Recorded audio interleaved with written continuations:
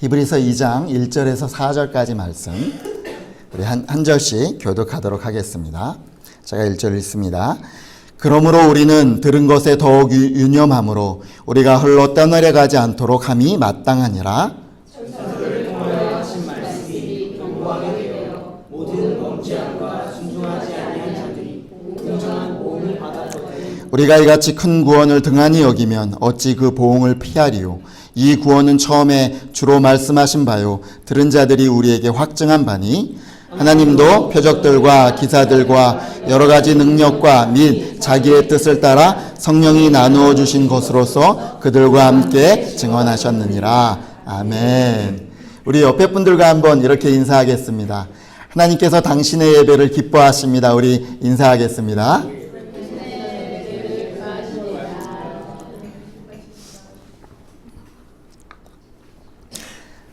우리 그 다음 사진을 한번 보여주세요. 네. 이게 뭐 같으세요? 배요. 네. 망망한 대에 떠 있는 작은 배입니다. 그죠? 우리 이런 말 많이 듣죠? 우리의 인생은 마치 망망대에 떠 있는 배와 같다라는 이런 비유를 참 많이 들으셨을 겁니다. 그죠? 근데 정말 이 큰 대, 이 대에 따지면 이 우리의 인생은 정말 작고 초라하고 연약해 보이는 그런 배이기 때문입니다. 지금 이 배가 어떤 것 같아요? 위기 가운데 있는 것 같아요? 아주 평온한 것 같아요? 굉장히 평온하죠. 그죠? 아주 잔잔한 물결 가운데 저런 배 타고 저기 딱 있으면 너무 멋지고 좋을 것 같죠. 그죠? 근데 우리의 인생은 언제나 이런 잔잔한 물결만 있지 않는다는 것이죠. 죽음을 넘나드는 고비를 만날 때도 있다는 것입니다. 인생을 송두리째 삼켜버릴 것 같은 거대한 괴물과 같은 그런 파도가 우리에게 삼키려고 덤겨드는 그런 때를 만날 때도 있다는 것이죠. 그것이 바로 우리의 인생입니다. 인생을 이렇게 배와 비유하듯이 신앙을 또한 이렇게 배에 비유하는 경우가 참 많이 있습니다. 저는 신앙을 배에 비유하는 이 말씀을 참 좋아하는데 어떤 거냐면요. 신앙이란 마치 흐르는 강물을 거슬러 올라가는 배와 같습니다. 이렇게 신앙을 표현했습니다. 신앙이란 마치 이렇게 흘러내리는 강물을 거슬러 올라가는 배와 같습니다. 그냥 내가 그 자리에 머물러 있다고 싶어서 가만히 있으면 그 자리에 있을 수 있는 것이 아니라 세상의 거대한 이 물결들이 막 우리를 자꾸 하나님께로부터 멀어져 가도록 우리를 자꾸 떠밀려 내려가도록 하는 것이 바로 우리의 신앙이다라는 아주 중요한 신앙의 원리를 배에 비유해서 설명하는 것을 듣게 됩니다. 오늘 여러분이 읽었던 히브리서 2장에서는 떠내려가지 않도록 주의하라고 권면으로 말씀이 시작되고 있습니다. 사뭇 이 말씀이 굉장히 엄중하게 시작되는 말씀인 것을 우리가 보게 되죠. 그리고 떠내려가면 심각한 결과를 낳게 된다라고 경고해 주고 있습니다. 우리 1절과 2절 말씀 다시 한번 읽도록 하겠습니다. 그러므로 우리는 들은 것에 더욱 유념함으로 우리가 홀로 떠내려가지 않도록 함이 마땅하니라. 천사들을 통하여 하신 말씀이 견고하게 되어 모든 범죄함과 순종하지 아니한 자들이 공정한 보응을 받았거든. 이렇게 하나님 앞에서 떠내려가는 것이 얼마나 무서운지, 천사들을 통해서 구약의 말씀들이 전해진 것처럼 그 말씀을 어겨도 엄정한 보응을 받았는데 하나님의 이 말씀을 받은 자들은 어떻겠느냐라고 지금 엄중한 경고를 하고 있습니다. 히브리서를 보면 우리가 이제 히브리서를 이번 달부터 설교를 시작하잖아요. 히브리서를 보면 다른 신약의 성경과 달리 약간 독특한 특징을 가지고 있습니다. 우리가 대부분의 신약 성경을 보면 어떤 서신이냐면 편지입니다. 서신입니다. 그죠? 근데 히브리서는 독특하게 설교 형식을 띠고 있습니다. 아니, 설교 형식이 아니라 설교 그 자체를 지금 얘기하고 있는 것입니다. 히브리서를 읽으면 성도들을 향해서 간곡히 외치는 설교자를 우리가 히브리서를 통해서 만나게 됩니다. 이 히브리서의 설교자는 계속해서 권면하고 경고하고 있습니다. 왜 이토록 히브리서 설교자는 계속해서 권면하고 경고하고 있는 것일까요? 성도들을 무섭게 하려고 하는 걸까요? 옴짝달싹 못하도록 좀 성도들을 올매려고 하는 것일까요? 아니요. 지금 너무나 안타까우니까 이렇게 얘기하고 있는 것입니다. 주님의 마음으로 너무너무 사랑하니까 이렇게 지금 경고하고 권면하고 있는 것입니다. 이게 바로 하나님께서 주신 설교자의 마음이고 목회자의 마음입니다. 바로 아버지 하나님의 마음이죠. 아버지가 마치 아들을 훈계하려고 회초리를 들듯이 그런 안타까운 마음으로 지금 히브리서의 설교자는 외치고 있습니다. 왜냐하면 바로 이 히브리서를 받고 있는 당시의 성도들이 떠내려가고 있었기 때문입니다. 아직 죽음의 어떤 순교까지의 그 상황은 아니었지만 지금 이 당시의 교회와 그리스도인들은요, 굉장히 어려움을 겪고 있었습니다. 글라디오 황제가 유대인들을 이렇게 축출하는 명령을 내린 이후에 유대인들과 이교도들이 그리스도인들을 막 핍박하고 조롱하고 괴롭히기 시작했습니다. 많은 그리스도인들이 이 그리스도인이라는 그 이유 때문에 유대인들 사회에서 완전히 따돌림을 당하고 경제적인 활동들이 굉장히 위축되고 현저하게 줄어들었습니다. 가난과 조롱이 그리스도인들의 멍해가 돼서 참 힘들게 하는, 무겁게 하는 그런 일들로 다가왔습니다. 그들은 마음에서 하나님이 지금 내가 이렇게 강렬하게 하나님 우리를 도와주십시오, 우리를 인도해 주십시오, 우리에게 복을 주십시오라고 하는 이 기도를 하나님이 대체 듣고 계시는가? 라고 의아해할 정도로. 그리고 어떤 사람, 믿음이 연약한 사람들은 하나둘씩 교회를 떠나서 다시 유대교로 돌아가는 일들이 지금 히브리서를 받는 이 당시의 교인들에게 일어나는 상황이었습니다. 믿음을 유지하고 있는 그 사람들에게도 패배의식과 낙심의 검은 비구름이 그들을 두르고 있는 상황이 바로 이런 상황이었습니다. 이런 모습을 바라보고 있는 히브리서의 설교자는 떠내려가지 않도록 주의하라 라고 계속해서 외칠 수밖에 없었던 것이죠. 여러분, 지금 이런 외침은, 이런 문제는 그 당시만의 문제일까요? 오늘 우리에게는 이런 외침이 필요 없는 걸까요? 아니죠. 21세기에 요즘 5G가 나와갖고 초시대다라고 얘기하는 이 시대에도, 이 시대의 성도와 교회에게도 필요한 외침이라고 저는 생각합니다. 우리의 삶도 엄청난 변화와 엄청난 문제를 언제든지 만날 수 있기 때문이죠. 그래서 신앙과 삶의 회의가 느껴질 수도 있는 때를 우리는 언제든지 만날 수 있거든요. 여러분이 병원에 건강검진을 받으려고 나갔다가 갑자기 심각한 문제가 있다는 것을 알게 될 수도 있습니다. 갑자기 걸려온 전화에 여러분의 가족이 어떤 위기가 발생했다라는 소식을 들을 수도 있습니다. 힘겨운 몸을 이끌고 그래도 내가 다니는 직장이자 하고 직장을 나갔는데 직장에서 바로 해고 통지를 받고 경제적인 그 어려움의 나락으로 떨어질 수도 있습니다. 예기치 않게 여러분의 동료가 퇴사를 하는 바람에 그 막중한 일들이 여러분에게 몰려갔고 여러분이 그 일들의 과중한 업무에 힘듦을 겪을 수도 있습니다. 또 교회에 어떤 사람들과 이렇게 얘기를 하다가 놀라운 얘기를 들었습니다. 뭐냐면 너무나 믿음이 좋은 것처럼 보였던 어떤 그 사람이, 그 친구가 교회를 떠났다는 소식을 듣게 되는 것이죠. 청년 시절에 사실은 저와 함께, 우리와 함께 눈물을 흘리며 기도하던 내 짝꿍이었는데 말이죠. 여러분은 지금 어떻습니까? 여러분의 인생의 배는 지금 안전합니까? 잘 정박하고 있습니까? 아니면 떠내려가고 있습니까? 여러분, 배가 떠내려가지 않으려면 뭐가 필요할까요? 닻이 필요합니다. 닻이 안전한 곳에 잘 내려줘야 그 배가 떠내려가지 않고 안전하게 그곳에 유지할 수 있는 것입니다. 이와 같이 우리 인생의 배에도 닻이 필요합니다. 닻이 안전하고 튼튼한 곳에 잘 내려줘야 떠내려가지 않는 것이죠. 여러분의 인생의 닻은 지금 어디에 내려져 놓고 있습니까? 여러분의 삶의 질서를 찾을 그 방법과 정말 믿을 만한 그런 얘기들을 어디서 여러분은 들을 수 있다고 생각하십니까?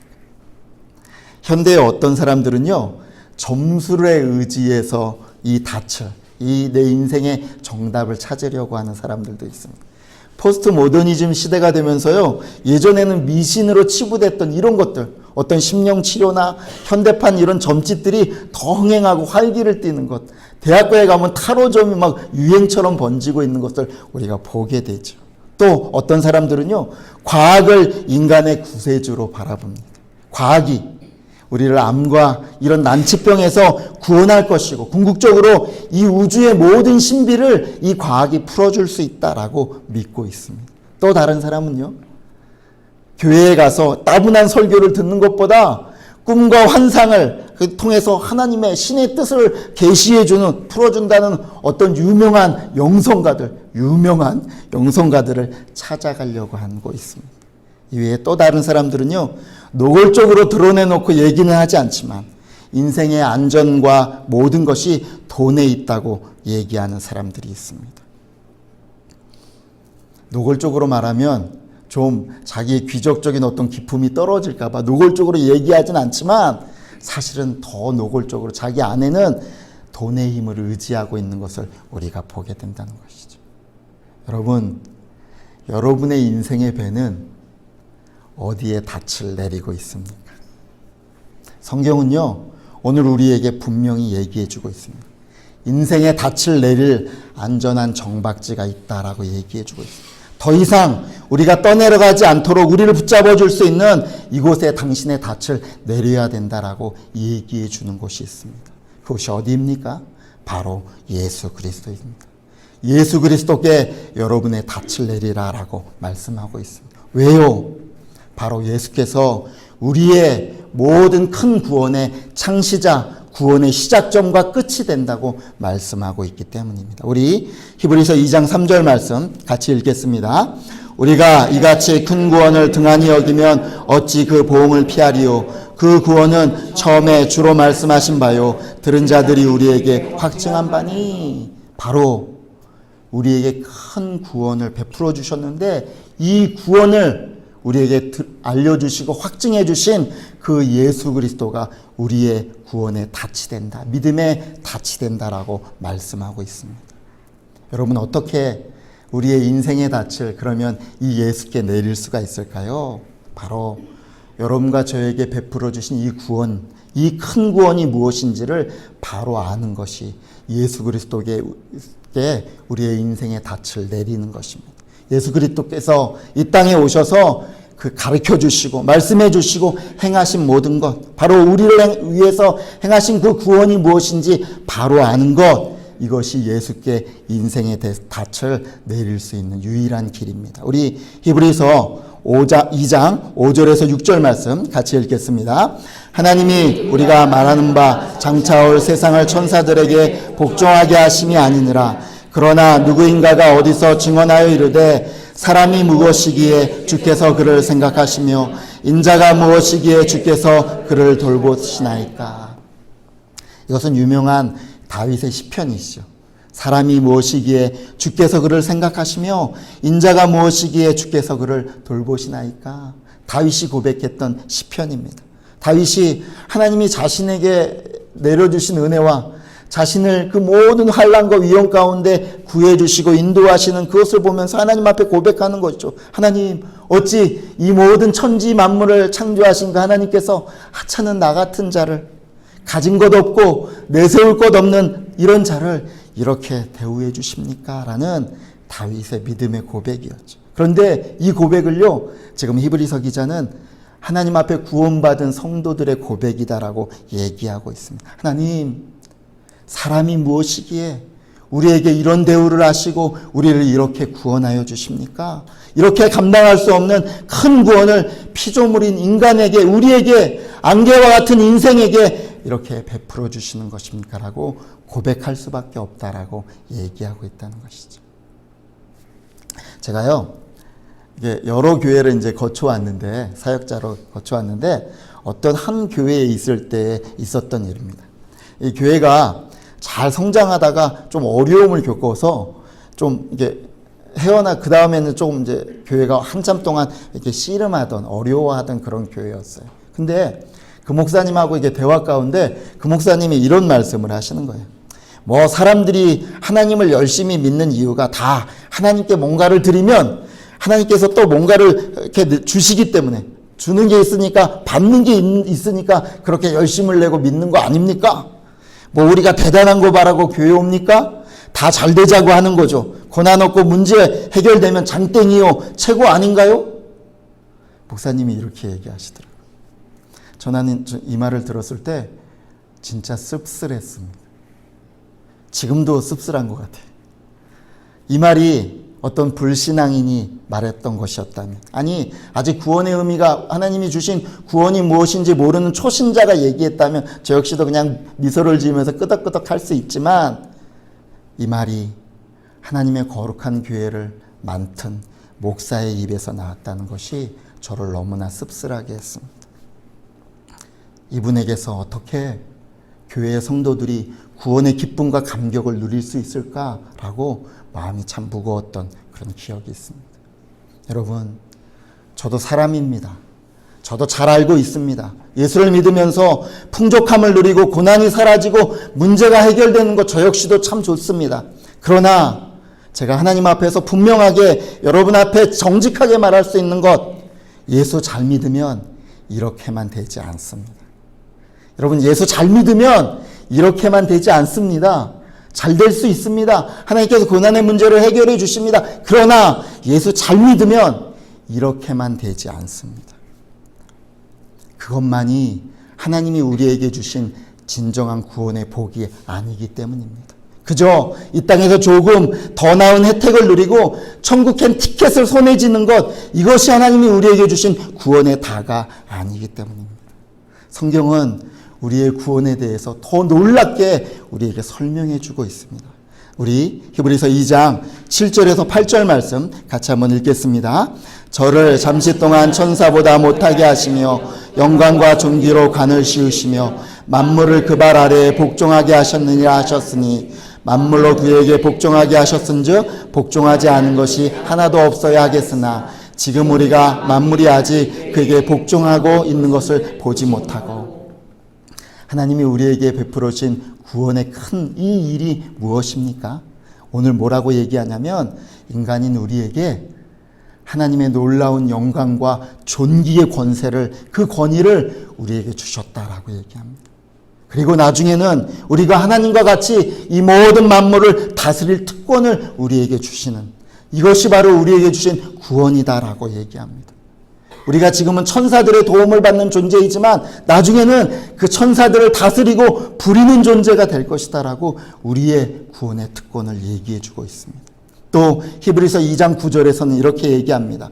오직 우리가 천사들보다 잠시 동안 못하게 하심을 입은 자, 곧 죽음의 고난 받으심으로 말미암아 영광과 존귀로 관을 쓰신 예수를 보니, 이를 행하심은 하나님의 은혜로 말미암아 모든 사람을 위하여 죽음을 맛보려 하심이라.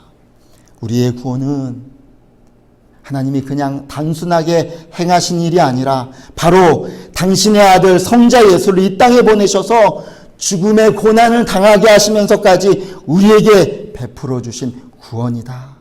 정말 신묘막측한 구원이다라고 우리에게 얘기해 주고 있다는 것입니다. 여러분, 안 믿는 사람과 이렇게 좀 복음에 대해서 이런 예수 그리스도에 대한 얘기를 하다가 안 믿는 사람들이 종종 묻고 우리에게 따지는 거 있잖아요. 뭘까요? 이거죠. 왜 꼭 구원을 얻는데 그 예수를 꼭, 우리 예수가 나를 위해서 죽었다가 살아났다고 꼭 그걸 믿어야 하는 겁니까? 안 믿는 사람들이 우리에게 꼭 따지고 묻는 거잖아요. 근데 저는요, 이게 불신자들, 안 믿는 사람들이 물어야 할 질문이 아니다라고 생각합니다. 바로 저와 여러분이 정말로 심각하게 물어야 될 질문입니다. 전능하신 하나님께서 왜 자기 아들 예수를 하찮은 피조물인 나를 위해서, 인간을 위해서 죽이셔야 하는가? 왜 이런 방법으로밖에 인간의 구원을 이루려 하지 않으시는가? 여러분, 궁금하지 않으십니까? 표정을 보니까 저만 궁금한 것 같아요. 여러분, 미국의 그랜드 캐년이 어떻게 생긴 거 아십니까? 이거 궁금하시죠? 네. 중국의 장가게가 멋지다고 하는데 이 경이로움이 궁금하시죠? 세계 8대 불가사의가 어떻게 된 건지 궁금하십니까? 네. 아니요. 저는요, 하나님께서 왜 그 아들을 우리를 위해서 죽이셔야 됐는지 너무나 궁금합니다. 왜 하나님이 도대체 이런 방법을 쓰셨는지, 모든 천지 만물을 말로만 모든 것으로 지으시고 해결하실 수 있는 하나님이 말로 너 구원받았다라고 얘기하지 않으시고 왜 당신의 사랑하는 아들 예수 그리스도를 이 땅에 보내셔서 그 처참한 십자가의 형틀을 통해서 우리를 구원하시려고 하실까? 전 너무 궁금한 것이죠. 너무 놀라운 것이기 때문입니다. 우리 히브리서 2장 11절에서 12절 말씀도 같이 한번 읽어보겠습니다. 거룩하게 하신 이와 거룩하게 함을 입은 자들이 다 한 근원에서 난지라. 그러므로 형제라 부르시기를 부끄러워하지 아니하시고 이르시되 내가 주의 이름을 내 형제들에게 선포하고 내가 주를 교회 중에서 찬송하려 하셨으며. 우리의 구원이 또 무엇이라고 얘기하냐면 하나님께서 우리를 구원하신 이유가 그냥 하나님의 도구나 어떤 시종으로 일을 시켜 먹으려고 우리를 구원한 것이 아니라 예수의 형제, 바로 하나님의 자녀가 되게 하셨다라고 우리에게 말씀하고 있습니다. 이런 놀라운 특권의 자리로, 하나님의 자녀의 자리, 바로 신의 자리로 우리를 초대하기 위해서 우리를 구원하셨다라고 구원의 놀라운 의미들을 우리에게 설명해 주고 있습니다. 오늘 이 히브리서 설교자는 고난과 핍박 때문에 떠내려가고 있는 성도들을 붙잡아 주려고 우리에게 주신 이 구원이 무엇인지 우리가 더욱 깨닫고 유념해야 된다. 그래야 그것을 붙들어야 우리가 떠내려가지 않는다라고 계속해서 말씀하고 있습니다. 이것이 히브리서에 계속 흐르고 있는 주제이기 때문입니다. 그런데 이 말씀을 들으면서 중요한 질문을 우리가 하나 해야 됩니다. 뭐냐? 정말 이 구원이 지금 이렇게 우리에게 베풀어 주신, 예수를 통해서 베풀어 주신 이 구원이 우리를 떠내려가지 않게 할 수 있습니까? 이 구원이 무엇인지 우리가 제대로 알면 세상의 고난과 문제 가운데서 흔들리지 않고 정말 우리가 살 수 있습니까? 라는 질문을 정확하게 해봐야 된다는 거죠. 여러분 어떻습니까? 아니, 이렇게 고상하게 질문하지 않고요, 좀 더 원색적이고 더 심플하게 질문하면 이렇게 물어볼 수 있는 거죠. 아니, 하나님께서 이렇게 사랑하시기까지 우리를 구원하셨다면서요. 이렇게 사랑하신다면 그냥 모든 것이 솔솔 잘 풀리게 하시지 왜 성도들에게 어려움과 고난을 받게 하시는 것입니까? 이렇게 물어볼 수 있는 것이죠. 여러분, 빌립보서 2장 12절 말씀 제가 한번 읽어볼게요. 잘 보세요. 그러므로 나의 사랑하는 자들아, 너희가 나 있을 때뿐 아니라 더욱 지금 나 없을 때에도 항상 복종하여 두렵고 떨림으로 너희 구원을 이루라. 저는 이 말씀이 저의 인생을 바꾸는 말씀 중에 하나입니다. 처음 이 말씀을 읽었을 때요, 전 너무나 이상하게 들렸던 말씀이에요. 왜요? 아니, 뭐야, 우리가 교회에서 계속 듣는 게 구원은 하나님이 믿음으로 준 일방적인 선물이다, 은혜다라고 들었는데, 아니, 아무 대가도 없이 일방적으로 주신 것이었는데, 아니, 여기 보니까 아직도 우리가 구원을 위해 할 일이 남아있다라고 얘기하는 것 같아요. 거저가 아니고 뒤에 뭐가 남겨져 있네? 역시 세상엔 공짜가 없구나. 근데 사실은 이 말씀은 아까 우리가 던졌던 질문에 대한 대답이 담겨져 있는 말씀입니다. 하나님이 이토록 사랑하셔서 구원한 당신의 자녀에게, 우리 성도들에게 왜 고난을 허락하시는가? 바로 우리가 이 땅에 예수를 믿는 그 즉시 우리를 그냥 저 좋은 천국으로 데려가시지 않고 왜 이 땅에 우리를 남겨놓으시는 것인가? 그 이유에 대한, 그 물음에 대한 답을 우리에게 주는 말씀이죠. 하나님이 우리에게 이렇게 말씀하십니다. 예수 그리스도가 이 땅에 참 인간으로 오셔서 그렇게 얻어내시고 고난받으시고 우리를 위해서 십자가를 통해서 얻으신 그 구원의 승리를 너희도 누리고 체득하고 배우고 살아라 라고 말씀하십니다. 그가 선포한 이 땅에서, 그가 이 땅을 걸어가면서 선포하신 하늘의 그 영광과 존귀를, 예수님께서 이 땅을 걸어가시면서 보여주셨던 그 겸손의 능력을, 그 예수 그리스도의 순종의 비밀을, 고난이 있지만 그 뒤에 우리에게 오는 하늘의 참된 기쁨과 평안을 나의 자녀인 너희들이 이것을 얻고 누리고 그것을 너희 것으로 만들고 자랑하여라 라고 하나님께서 우리에게 이 구원을 허락하신다는 것이죠. 이것이 너희에게 내가 주기 원하는 나의 구원의 또 다른 놀라운 복이다 라고 말씀하시는 것입니다. 우리는 사람이기에 세상 사람들과 똑같이 이 땅에 발을 딛고 살아갑니다. 그러나 우리는 세상 사람들과 다른 가치관과 다른 곳을 바라보고 살고 있다는 것을 우리가 알게 하기 위한 것이죠. 우리가 이 땅을 걸어가는 힘은, 우리가 이 땅에서 걸어가고 있는 바라보는 그 꼭지점은 전혀 다른 곳을 바라보고 있다는 것. 이것이 구원의 놀라운 축복이고, 하나님이 우리가 이것을 정말 알고 느끼고 배우고 이 감격에 놀라운 축복들을 누리고 살기를 하나님이 우리에게 원하신다는 것이죠. 여러분, 그러기를 원하십니까? 사실은요, 목사인 저도 이 말에 쉽게 아멘이 나오진 않습니다. 저 쉽지는 않은 일이니까. 우리가 하나님 앞에 솔직하게 이렇게 고백할 수밖에 없죠. 하나님, 나는 사실을요, 머리로는 알지만 내 수준은 그런 수준은 아니에요. 그런 존재가 못 됩니다. 매일 또 넘어지고 실패하고 또 그렇게 넘어지는 거 잘 아시지 않습니까? 라고 솔직하게 하나님 앞에 고백할 수밖에 없는 우리 모습이잖아요.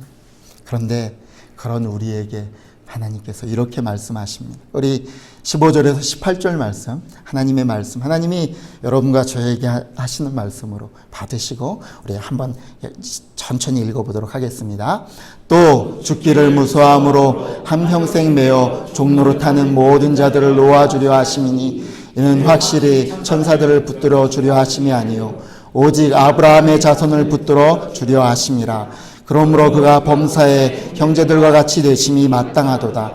이는 하나님의 일에 자비하고 신실한 제대제사장이 되어 백성의 죄를 속량하려 하심이라. 그가 시험을 받아 고난을 당하셨은즉 시험 받는 자들을 능히 도우실 수 있느니라. 하나님, 저 그런 수준 아니에요. 우린 항상 넘어지잖아요. 저는 알지만 그렇게 살아갈 수 있는 존재가 아니에요. 라고 하나님 앞에 고백할 때 하나님이 우리에게 이렇게 말씀하시는 겁니다. 그래, 나도 잘 안다. 세상이 참 힘들지. 세상의 거센 파도가 너희들을 가만히 있게 놔두지 않는 거 나도 잘 알아.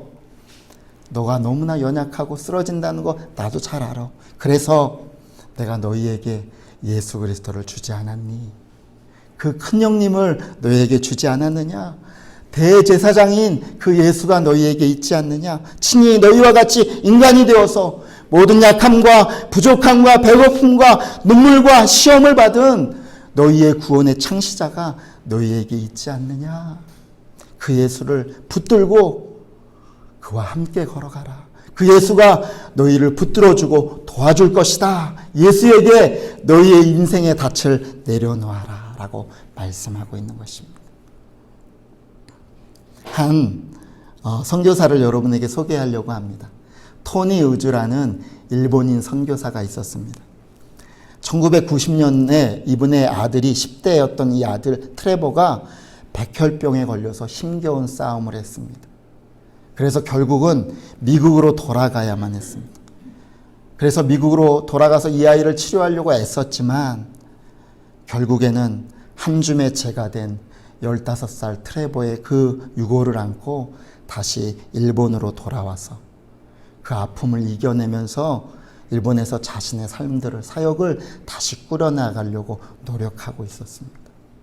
근데 한 몇 주가 지난 다음에 일본인 한 여성이 이 가족들을 찾아온 거예요.